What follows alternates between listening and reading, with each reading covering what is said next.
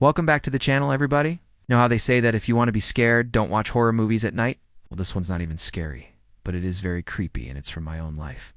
So let's get into it. It was late at night, and I couldn't sleep. I tossed and turned for hours, stared blankly at the ceiling, the walls, anywhere but the one place I shouldn't have been staring at, my window. When you stare at a window at night, all the shadows in your room seem to come alive. The trees outside become sinister claws reaching into your home. And every chirp and holler of an animal becomes something lurking just beyond your sight. When you can't sleep at night, the silence can be deafening. And tonight, there was no white noise to cover up the sounds of the house settling or the wind trying to claw its way through the window. I gave in and got out of bed to do something to distract me from the darkness pressing against the glass. The house we were living in when this happened had been built over 100 years ago. The craftsmanship was beautiful. There's woodwork everywhere, including around the windows. Made by hands now cold and dead, long since returned to the dust from which they came. But the old house had seen better days. We'd moved in after the previous owners had trashed the place, and we spent every waking moment cleaning, fixing, and painting. It was a labor of love, and it was nearly complete. Almost. But I digress. Back to that night. I walked over to the window and pulled back the curtains. It was freezing outside, well below zero, and a thin layer of ice had formed on the inside of the window. I could see my breath clouding the air, and then I saw it. Imprinted in the ice on the window was the face of a man. His eyes were wide open and terrifying, his mouth stretched out in what I could only assume was a scream. And he was reaching out, pleading with me to do something, anything to help him break free. I immediately ran to get my husband, who upon seeing it simply laughed. He said it was probably just some trick of the light and the ice, and that I should just go back to bed. As he was doing, the face shifted. It was definitely imprinted in the ice, but it seemed to move ever so slightly, like a heartbeat, like a breath. My husband still wasn't convinced, but relented and agreed to stay up with me until morning, taking turns keeping watch while the others slept. We didn't speak much during those hours. What could we have said? I doubt anything would have eased the terror gripping my heart. It was like being watched, like something was peering in at you from the other side, wanting to crawl through the window and drag you away into the darkness. My husband dozed off in the chair next to the window, and I kept watch. I thought maybe the ice was thicker around the edges, so I stood up and walked over to the other side of the window.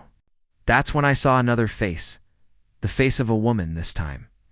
She was younger than the man, with flowing hair and a sweet smile, the type of girl who never looked back at the things that went bump in the night. Her eyes, though, told a different story. They were glazed over and soulless. She was reaching out towards me, and her fingernails were long and sharp and looked like hooks. She was trying to pull me towards her to drag me out the window and join her in the cold embrace of death. I screamed, then woke up. My husband was shaking me, asking if I was okay, but I couldn't answer. I didn't even try to speak. Instead, I pointed at the window. He sat up and asked me what was wrong. Then he saw them. Faces were still imprinted in the ice, staring at us, mocking us. He got up and walked over to the window. Without hesitation, he reached out and touched the ice. Immediately, the faces vanished. The window was smooth once more, just like it had been before. It took us weeks to save enough money to buy a dehumidifier, so we hadn't gotten around to fixing the window yet.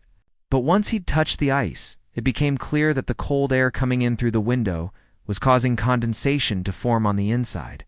And that was what had made the imprints. Our imaginations, of course. I was so embarrassed to admit that I'd been scared of the faces, but my husband surprised me by saying that he'd seen them too.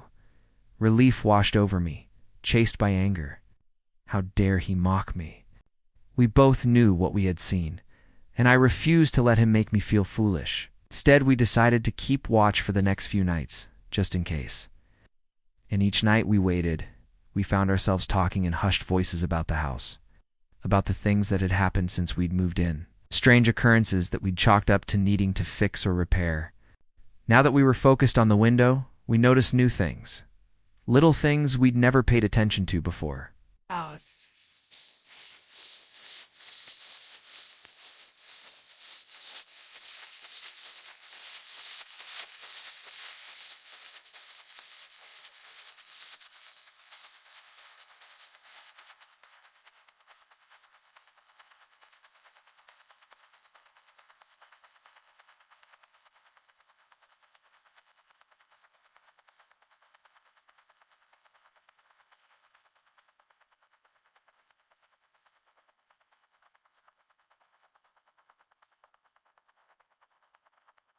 Five in my door with a fighting with 5151 smell when to fight. I'm on one some frame one inside. I'm worse so when I'm first out of Sephra with some fancy so I'm on some visor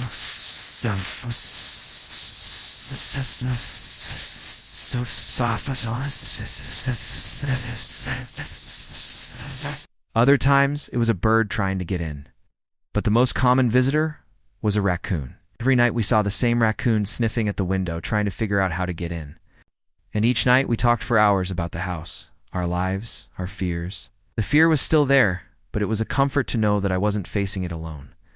The next time I woke up, the sun was streaming through the window and the ice had melted. In its place was a thick layer of condensation, but no faces. I got up and walked over to the window.